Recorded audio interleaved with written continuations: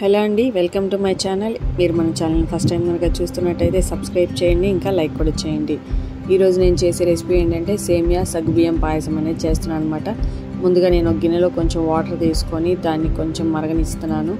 ఆ తర్వాత అందులో ముందుగానే నానబెట్టుకున్న సగ్గుబియ్యాన్ని అందులో వేసి బాగా ఉడకనివ్వాలి. ఈలోపు మనం ఒక బాండీలో కొంచెం నెయ్యి కానీ ఆయిల్ కానీ వేసుకొని సేమియాలు అనేది లైట్ గోల్డెన్ బ్రౌన్ కలర్లో వచ్చేంత వరకు వేయించుకోవాలన్నమాట. ఆ తర్వాత వాటిని తీసి ఒక పక్కన పెట్టుకోవాలి. ఆ తర్వాత ఆల్రెడీ ఉడికించి పెట్టుకున్న సగ్గుబియ్యంలో ఈ సేమియా అనేది వేసి సేమియా కూడా ఉడికేంత వరకు బాగా ఉడికించుకోవాలి. ఆ తర్వాత అందులో ఒక యాలక్కాయ బెల్లం కూడా వేసుకొని బాగా కలుపుకోవాలి. కొంచెం టేస్ట్ కోసం సాల్ట్ కూడా వేసుకొని కలుపుకోవాలి. బెల్లం కరిగేంత వరకు కలుపుకోవాలన్నమాట. ఆ తర్వాత దీన్ని మొత్తం తీసి ఒక పక్కన పెట్టుకోవాలి. పెట్టిన తర్వాత ఒక 2 మినిట్స్ అనేది ఆగి మనం కాచిన పాలైతే పోసుకొని కలుపుకోవాలి. తర్వాత ఇంకా సర్వ్ చేసుకోవడమే. ఎంతో టేస్టీ అయిన సేమియా సగ్గుబియ్యం పాయసం రెడీ.